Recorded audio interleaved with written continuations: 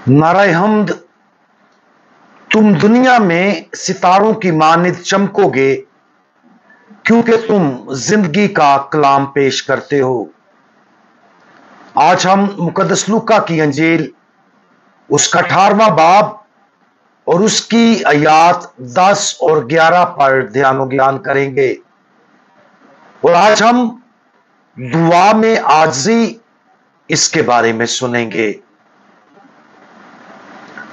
दो शख्स हैकल में दुआ करने गए, एक फरीसी और दूसरा मुहस्सल। फरीसी खड़ा होकर अपने जी में यूं दुआ करने लगा कि आए खुदा, मैं तेरा शुक्र करता हूं कि मैं बाकी आदमियों की तरह जो लुटेरे, जालिम, जनाकार हैं या उस मुहस्सल की मानिद नहीं हूं। यह कितनी अफसोसनाक दुआ है। यकीनन यह खुदा से मांगी गई दुआ नहीं थी, क्योंकि फरीसी ने यह दुआ अपने आप से कही थी। ताहम मुहस्सल की दुआ तमाम दुआओं के लिए एक बेहतरीन नमूना थी। हम पढ़ते हैं कि मुहस्सल ने दूर खड़े होकर इतना भी ना चाहा कि आसमान की तरफ आंख उठाए, बल्कि छाती पीट पीट कर कहता था कि आए खुदा, मुझ गुनाहगार पर रहम कर। उन दोनों में से कौन सी दुआ हमारी दुआओं के साथ मिलती है? ईमानदारी से इस सवाल का जवाब देने के लिए आइए दोनों दुआओं का जायजा लें। पहली बात तो यह है कि इन दोनों दुआओं का तजाद आजिज़ी और गुरूर के दरमियान फर्क है। फरीसी वाज़े तौर पर गुरूर से भरा हुआ था। गुरूर हमें हकीकी खुदशनासी से अंधा कर देता है। मुकद्दसा ट्रीज़ा हमें सिखाती है कि खुदा के सफर पर हमें सबसे पहले जो काम करना चाहिए वो है आजिज़ी के जरिए खुद शनासी हासिल करना। इसके बगैर हम कभी भी पाकीज़गी में नहीं बढ़ पाएंगे। फरीसी की दुआ में गुरूर का गुनाह वाज़े है और इसलिए उसमें खुद शनासी की कमी भी वाज़े है। नोट करें कि उसके खड़े होने की जिस्मानी हालत भी गुरूर को जाहिर करती है। बाइबल मुकद्दस में घुटने टेकना या यहां तक कि सजदा में गिरना आजिज़ी को जाहिर करता है। खड़े होने के अलावा फरीसी की दुआ में उसकी अपनी नेकियों की फहरिस्त थी। उसने बहुत अच्छी तरह से हफ्ते में 2 बार रोजा रखा होगा और अपनी पूरी आमदनी पर 10वां हिस्सा अदा किया होगा। लेकिन उसकी दुआ बताती है कि उसने यह काम अपनी कोशिश से किया। उसने उन अमाल को खुदा के फजल और ताकत से मंसूब नहीं किया, जिसका मतलब है कि वो मोहब्बत के हकीकी अमाल नहीं थे।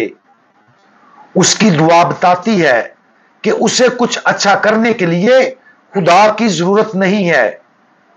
यह इस हकीकत में भी नजर आता है कि वो खुदा से कुछ नहीं मांगता।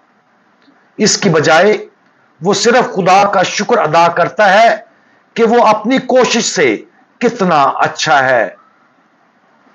इस दुआ का नतीजा यह निकला कि खुदा उसे कुछ नहीं देता, क्योंकि उसने खुदा से कुछ मांगा ही नहीं।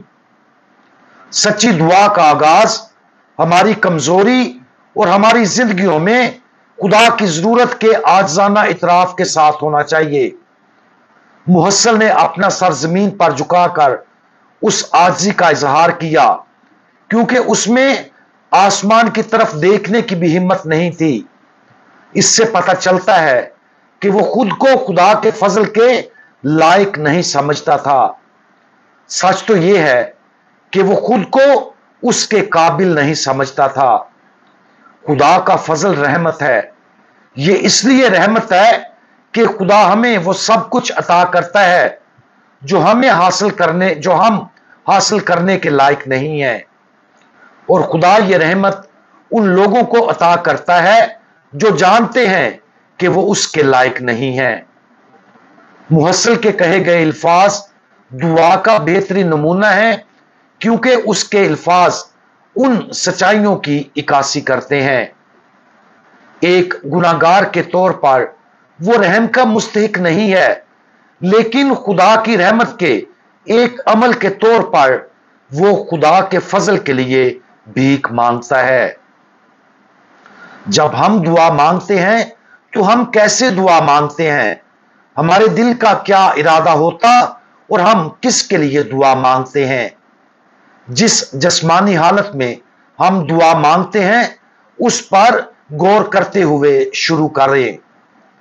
अगरचे हम खड़े होकर, बैठकर, घुटने टेक कर या लेटकर भी दुआ पढ़ सकते हैं, लेकिन घुटने टेकने या यहां तक के ऊंधे मुंह लेटकर दुआ करने में एक वाज़ेह फर्क है। इसका मतलब यह नहीं है कि हम जब भी दुआ करें तो घुटने टेक कर या ऊंधे मुंह होकर दुआ करें, लेकिन घुटने टेकना, अपना सर झुकाना या हर रोज कम से कम एक लम्हे के लिए खुदा के सामने सजदा रेज़ होना, यह एक अच्छा अमल है। क्या हम ऐसा करते हैं? अगर हम ऐसा नहीं करते तो इसे रोजाना की आदत बनाने पर गौर करें। जब हम दुआ करते हैं तो क्या हम अपनी दुआ आजिज़ी से शुरू करते हैं? हम अपने ज़मीर की जांच करके और अपने गुनाहों का इतराफ करके पाक मास का आगाज करते हैं। यह एक अच्छी मिसाल है कि हर बार जब हम दुआ शुरू करें तो अपने गुनाहों और कमजोरियों को ज़हन में रखकर अपने आप को आजिज बनाएं, खुदा के सामने उनका इतराफ करें और इस हकीकत को तस्लीम करें कि अपने गुनाहों की वजह से हम खुदा की रहमत के लायक नहीं हैं। इस तरह की आजिज़ी हमें अपने आप को उस तरह देखने में मदद देगी जैसे खुदा हमें देखता है, और यह हमें अपने आप को उस फजल के लिए खोलने में मदद देगा जिसकी हमें पाकीज़गी में भरने के लिए खुदा की तरफ से जरूरत है। आज उस मुहस्सिल की दुआ में पाई जाने वाली आजिज़ी पर गौर करें, और जब हम ऐसा करें तो अपनी दुआ के अमल को देखें और समझें कि क्या हम उस मुहस्सिल के मजाज और दुआ की पैरवी करते हैं। हर रोज खुदा के सामने अपने आप को जिस्मानी तौर पर आजिज करने का अहद करने की कोशिश करें। हर रोज घुटने टेकें, अपना सर झुकाएं या सजदे में गिरें। जब हम दुआ करते हैं तो खुदा से उस तरह रहम की दरख्वास्त करें जैसे हम खुदा के रहम के मुस्तहिक नहीं हैं। ये वो आजिज़ाना सच्चाई है जिस पर तमाम दुआओं की बुनियाद होनी चाहिए। जितना ज्यादा हम इस तरह अपने आप को आजिज करेंगे, उतना ही ज्यादा खुदा हमें सरफराजी अता करेगा और हम पर अपनी रहमत नाजिल करेगा। हम दुआ मांगे। आए खुदा, हम गुनाहगारों पर रहम कर। सबसे ज्यादा जलाली और मेहरबान खुदा, हम आपके सामने सरनगू होते हैं। हम अपनी जिंदगियों में आपकी बेपना रहमत के लिए आपकी तारीफ और शुक्र अदा करते हैं। बेशक हम आपके और आपके फजल के लायक नहीं हैं, इसके बावजूद आप हमें अपने फजल से मालामाल करते हैं। इसके लिए हम आपका तहे दिल से शुक्रिया अदा करते हैं और आपके फजल के जारी तोहफे के लिए भीख मांगते हैं। खुदावंद यीशु मसीह, हमारा भरोसा आप पर है। आमीन।